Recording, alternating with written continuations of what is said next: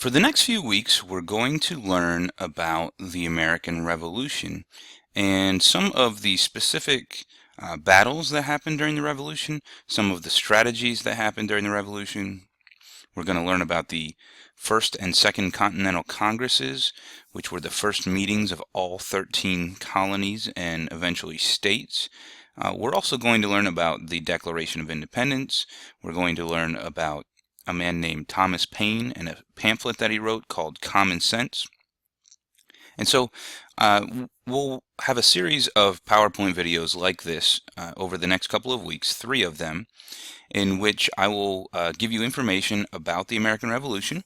You'll take a little quiz afterwards, and then I'll give you a prompt to write your first diary entry, your first journal entry, or your second or your third or fourth or fifth, or so on and so forth. So the character that you chose last week to be the person that you write your diary entry from their perspective, after we learn about a specific topic or a specific battle or something important from the Revolution, I'll give you a little prompt and you will write, for a separate assignment, you'll write a diary entry. So let's get started. This first slide that you see here is a common image from the American Revolution, and it says "Don't tread on me." And the idea was that there would be there's a certain amount of freedoms and liberty that the colonists, now the Americans, felt like they were not getting from the British. And they were like a snake coiled up, ready to strike back against the British in order to gain their freedoms. So, with that said, let's take a look at some of the strengths and weaknesses of both sides. So once the war actually is on the verge of beginning, which we'll look at how the war itself started today. Remember, the American Revolution period is the period from 1765 to 1790, and not all of that time there was war going on. The actual Revolutionary War only takes place from 1775 to 1783. Whereas the Revolutionary War, the American Revolution, we're going to put as 1765 to 1790. So all of that time is kind of the Revolutionary period. So, strengths and weaknesses of the Patriots. Well, one of the strengths of the Patriots is that they were fighting for a cause they believed in. If you think about when you see something where when someone really believes in something, they're oftentimes more motivated to be willing to give that extra effort. So in sports, for example, when the championship for something is on the line, a lot of times you will see more effort from the team than you will when it's just a regular, ordinary game without the championship on the line. Another strength of the Patriots was that they knew the land. They had a home field advantage. The war was here in America. And the British soldiers that came here, most of them had never been here before. So they didn't understand the specifics of hills and valleys and mountains and creeks and streams and things like that, that the American soldiers definitely knew because they were from here. And the third strength that the Patriots had is that eventually, not at the beginning of the American Revolution, but eventually, they got help from other European countries like France and Spain and what is today Germany, back then called Prussia. So, with that said, the Patriots also had some very glaring weaknesses. And the first one of those was that the soldiers that they had were basically farmers. And they were untrained. They were not professional soldiers at all. Whereas the British, which we'll talk about in a second, the British were trained soldiers, where these were the soldiers that had been gone to school since the time they were 8 or 10 years old to become soldiers as their job. Whereas the Patriot soldiers were just mainly farmers and local tradesmen that picked up a musket and decided that they wanted to fight the British for their freedom. Another big weakness is that there was a lack of resources. The Americans just did not have the money and the resources that the British had.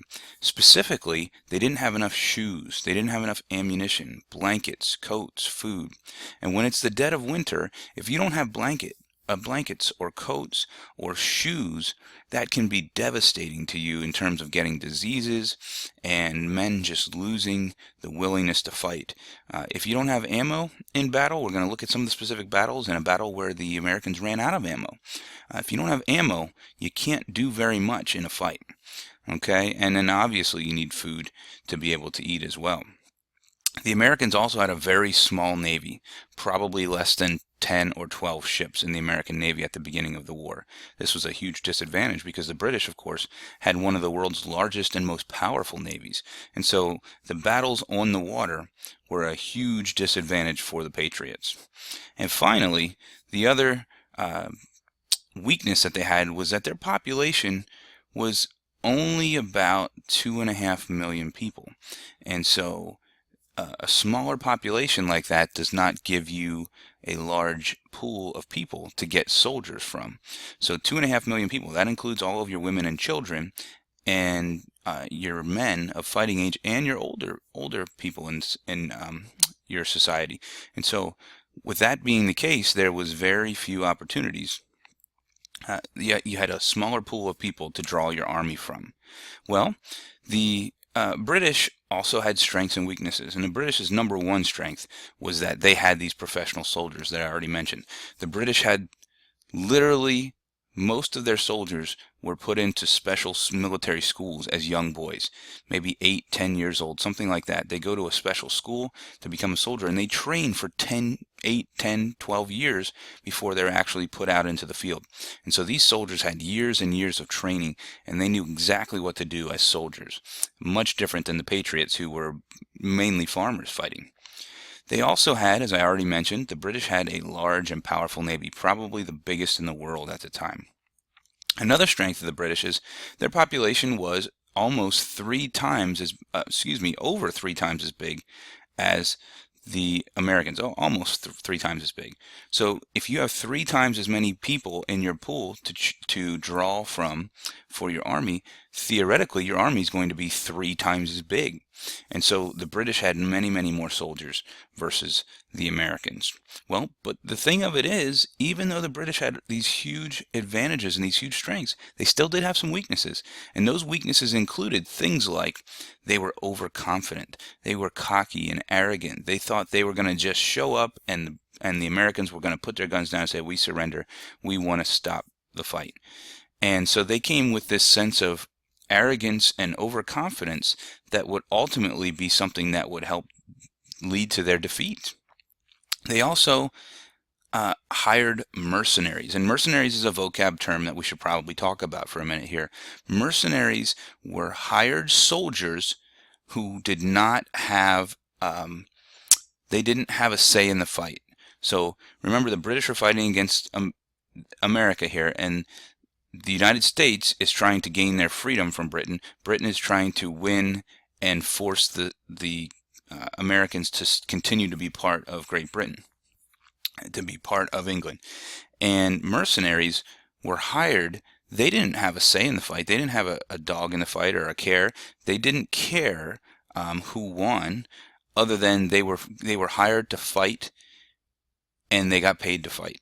And so mercenaries were people that were hired simply just to be paid to fight, and they didn't have a real stake in the actual outcome of the war. And finally, the British also had very cautious military leaders. Their military leaders would be, they would have opportunities where if they sent all their soldiers in at a battle, they probably could have finished the American army off. But they would be cautious. They would be concerned that there was a trap or something that they didn't see, and so they would just slowly send in their soldiers, or they would wait. And oftentimes when they used this cautiousness, it allowed George Washington and his army to escape without the British realizing it, because they were too cautious and they were overcautious. So in 1774, we had the first Continental Congress held in Philadelphia at what is today called Independence Hall. And that first Continental Congress did a few things. Number one, they protested the acts that King George had been passing. Remember all of these bad British decisions we've talked about in the last few weeks. The Stamp Act and the Townshend Acts and the Tea Act and eventually the Intolerable Acts after the Boston Tea Party. And all these different acts that the king had been passing through Parliament. The First Continental Congress was representatives from all of the colonies or the states except for Georgia, and they basically went and wrote down, "Hey King, stop taxing us and stop passing these acts that are hurting us." And so that was part of what they did. They also agreed that Americans should form local militia units, and militia units were basically volunteer local military groups from each of the 13 colonies. And so Pennsylvania had a militia, and Delaware had a militia, and Rhode Island and Virginia, and they all formed their own kind of volunteer military militia units in case they ended up having to fight against the British. The other thing that the First Continental Congress did is they agreed that, look, this problem probably isn't going to be solved by next year, so we need to come back next year and meet again. So they agreed to come back and meet the following year. And then finally, they all agreed that they really wanted to remain British. So this Continental Congress is in 1774. No violence, none of the battles have happened yet in the war. And frankly, the colonists don't necessarily want to become independent yet. They just want the king to stop taxing them without giving them representation, giving them representatives in Parliament in England. And so this First Continental Congress is really just let's agree on some stuff. We're going to protest the acts from the king. We're going to tell the local colonies to form their own militias, form their own military units, and we're going to meet again in a year. And we really do want to stay British. We really want to stay British. Well, so that's 1774. We fast forward to the spring of 1775, and bad British decision number 7 happens. And what happens with bad British decision number 7 is you have a guy named Thomas Gage who is in charge of the British troops in the Boston area. And Thomas Gage finds out that there is a stockpile of weapons that the Massachusetts militia has at a place called Concord. And Gage decides he's not going to allow the colonists to keep that stockpile of weapons. So we're talking about some muskets and some gunpowder and maybe some cannons and things like that. And Thomas Gage says, I can't let the colonists, the Massachusetts militia, have these things that could potentially be used against my soldiers. And so he decides he's going to take his men and march them from Boston about 7 or 8 miles to this place called Concord where these weapons are stored. This ends up becoming bad British decision number 7. And this particular situation is where you have probably learned in elementary school or at some point in your life about the famous ride of Paul Revere. Well, essentially this is what happened. Paul Revere and William Dawes, who doesn't get very much credit for this, Paul Revere gets most of the credit because of a poem that was written later on about this situation, but Paul Revere and William Dawes are set up and ready to ride through the streets of Lexington and Concord and all across the countryside, warning of the British coming, of if the British are going to attack. And there was someone set up in a church steeple in one of the highest points in Boston to watch out over Boston Harbor to see if the British were trying to land their troops off their ships.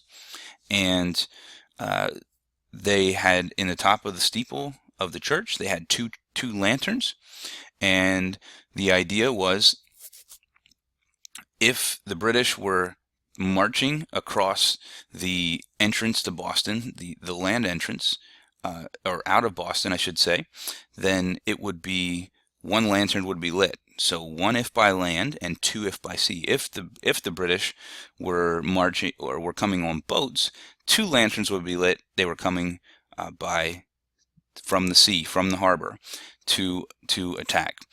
And of course, on this fateful night in April of 1775. The lanterns are lit. Both lanterns are lit. Paul Revere and William Dawes take off riding across the countryside, yelling out not what you may have been taught in elementary school. They did not yell out, "The British are coming." They yelled out, "The regulars are coming. The regulars are coming. The regulars are coming." And why did they do this? Because the regulars were the name that the colonists gave to the British soldiers, the regulars. And they called them the regulars because they were hired soldiers. It was their regular job to be a soldier. There was also some other names that they called them, like redcoats or lobsterbacks.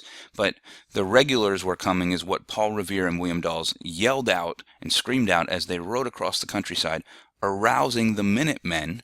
Remember, the Minutemen from your scavenger hunt were all of the local militia that were ready to fight at a minute's notice.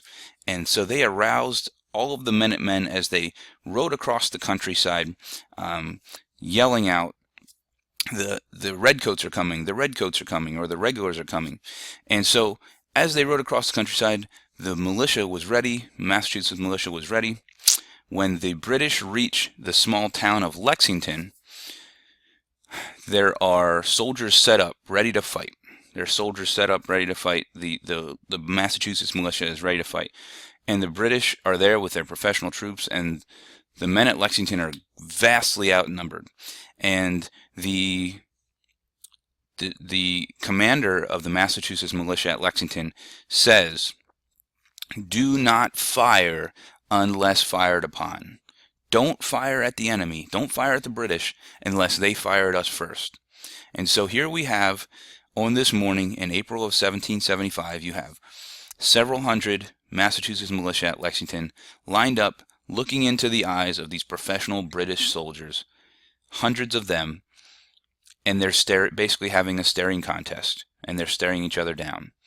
And no one is exactly sure what happened for sure, but one thought historians have is that possibly someone from the American side, from the Massachusetts militia, accidentally discharges their rifle. They fire. And when they do, the British unleash a volley into the Americans, and the Americans scatter.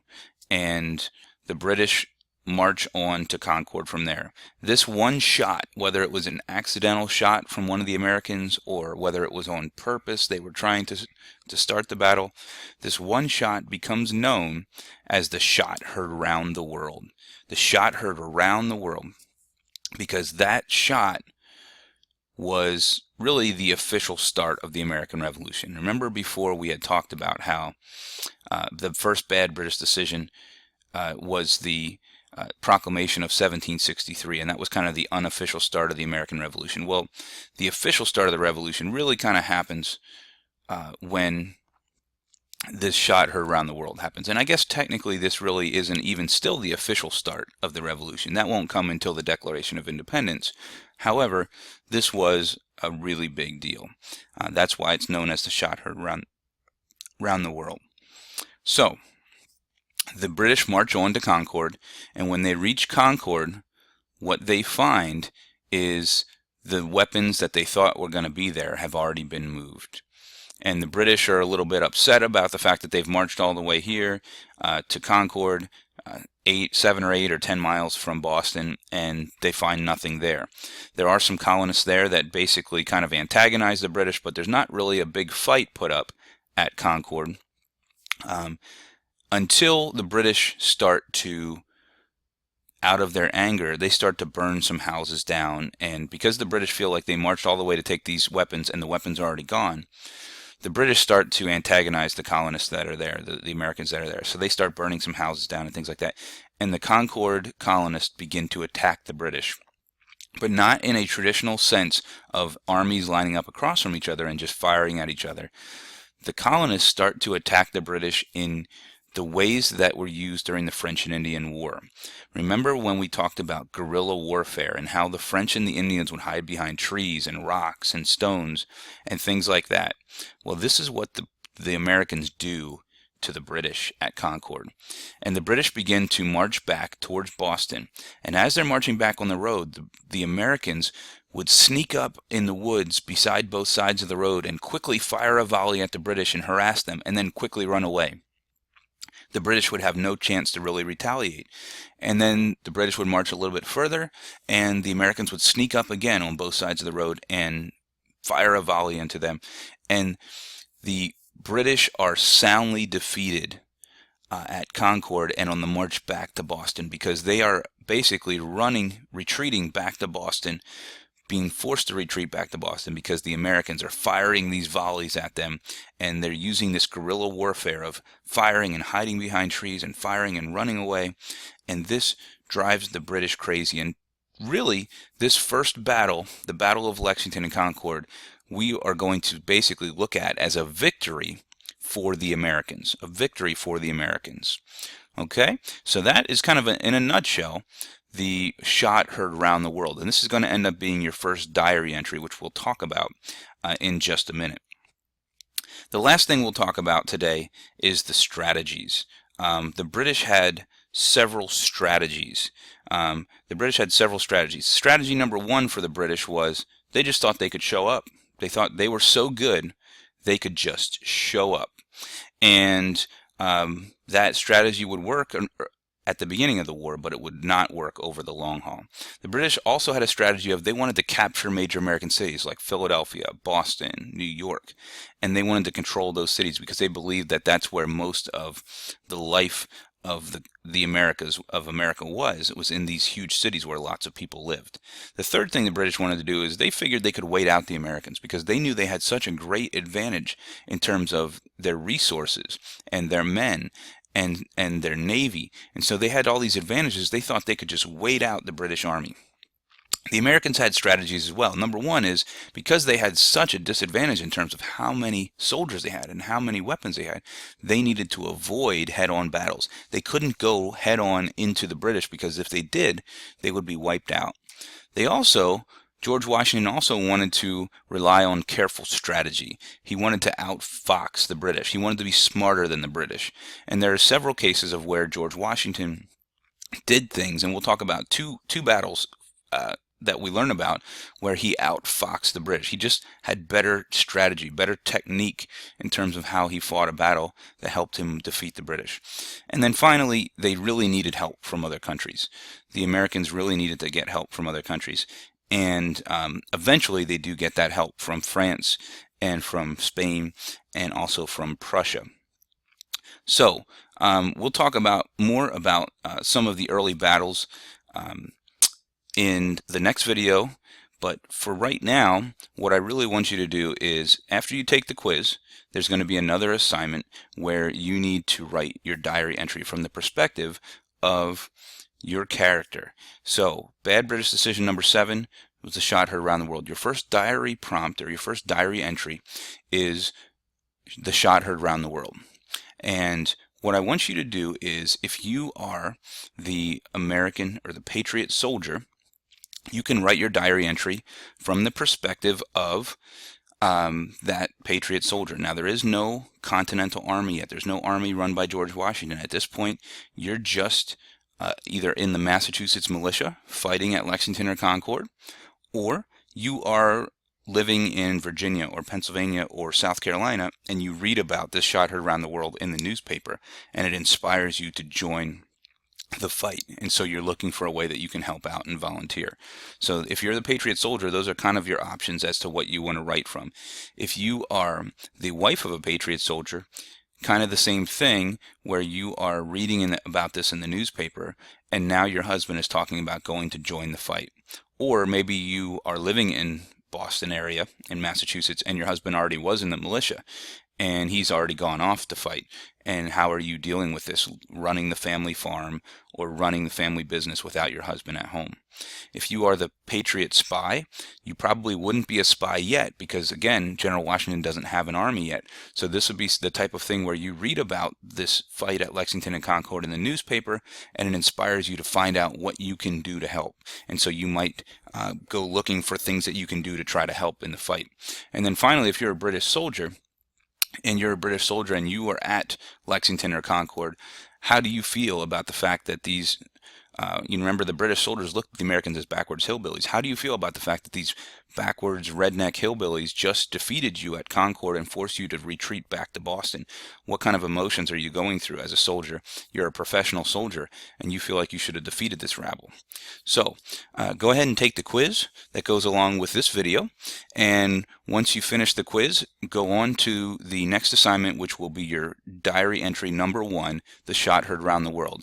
Read the directions for that, and using what I just explained, go ahead and fill that out as well.